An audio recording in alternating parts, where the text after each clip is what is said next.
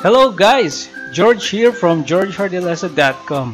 Welcome back for another short video tutorial.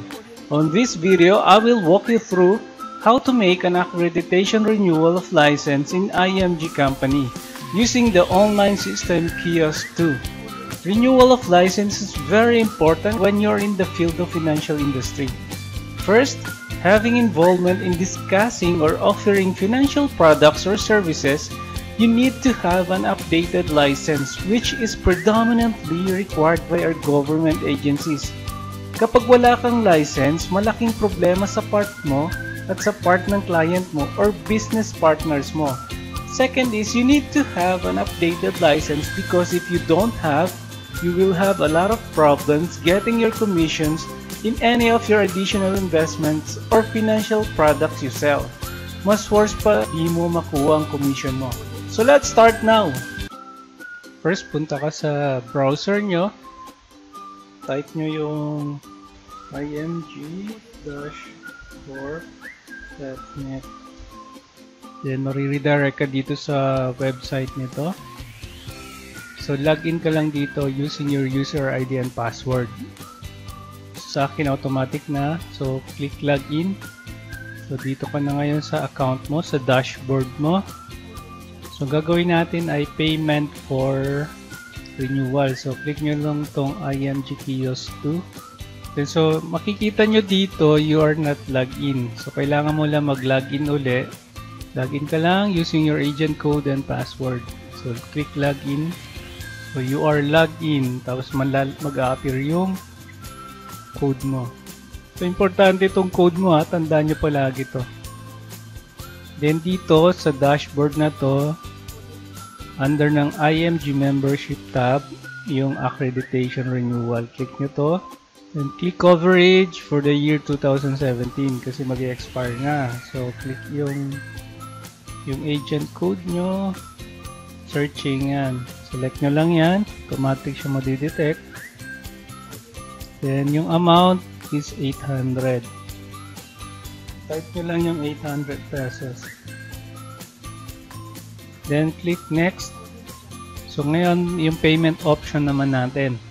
Pwede kayong mamili dito, debit card via BankNet, credit card via PayPal, remittance kung OFW kayo, or bank deposit or bank transfer, pay at cashier kung locally kayo magbabayad o sa opisina.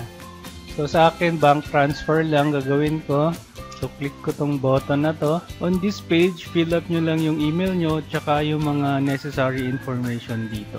Then after ma-fill up nyo lahat tong information dito, click nyo yung next step button. Okay, then dito sa please choose, click nyo tong drop down.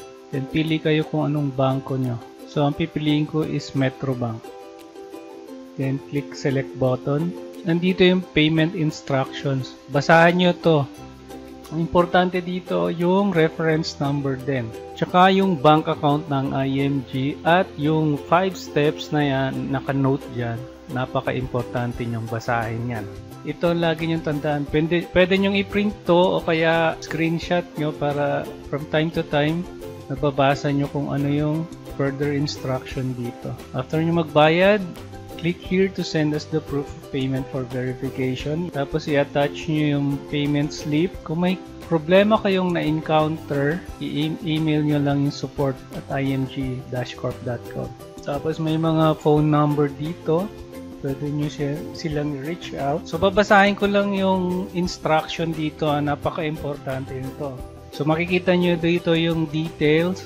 Tapos yung instruction, please observe the following rules carefully.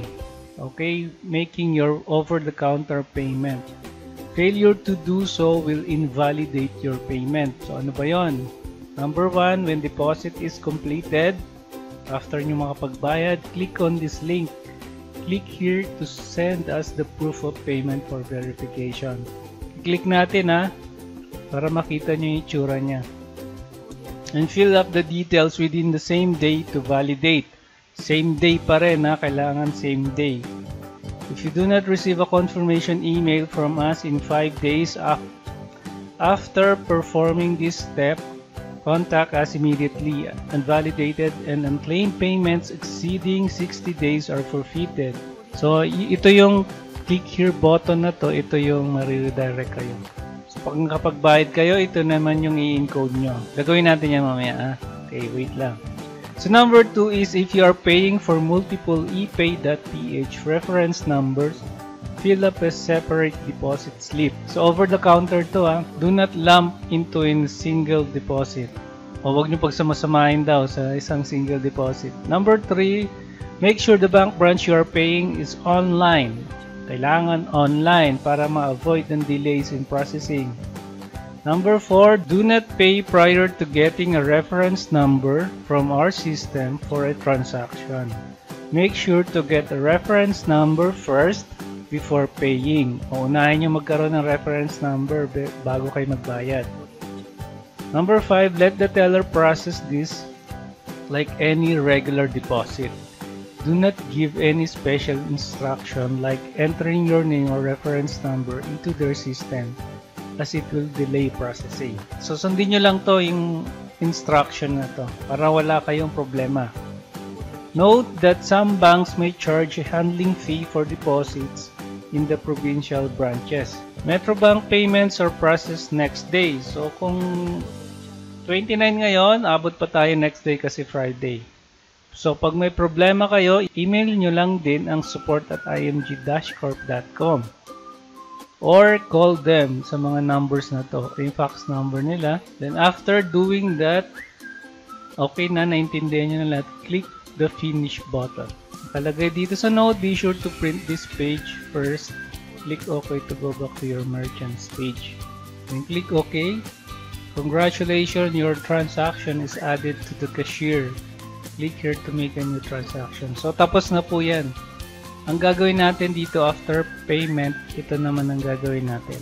Then type nyo yung bank, sa atin Metrobank, diba? Then date, ngayon tayo nagbayad, December 29. Then time, 4:31 sa Pilipinas.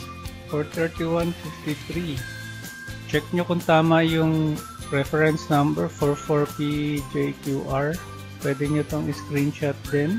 Screenshot natin para sure. Kung nag-match dito sa kanina, yung very important 44PJQR. Tingnan nyo po ito, 44PJQR, 44PJQR. Also, okay, match po siya ngayon. Kahit dito yung reference number, match po. So, ito yung transaction natin. So, after confirming all that info, select nyo yung file para i-attach nyo yung deposit slip or yung screenshot. Okay, after uploading, take note dito, please make sure that all info is correct to prevent delays. Dapat tama po lahat. So, tama lahat. Then, click submit button. Okay, your payment is under verification. It will take 2 to 4 banking days to confirm your payment. We will email you once the verification is done. Ito po yung kung paano mag-renew ng license nyo through IMG using the kiosk 2 or any online transaction gamit yung img-corp.net, yung membership portal natin. Okay, thank you very much for watching this video tutorial. This is George from georgehardelasa.com. If you like this video, click subscribe, comment below, and like this video. Also visit my website www.georgehardelasa.com. Thank you very much. I will see you next on my video tutorial.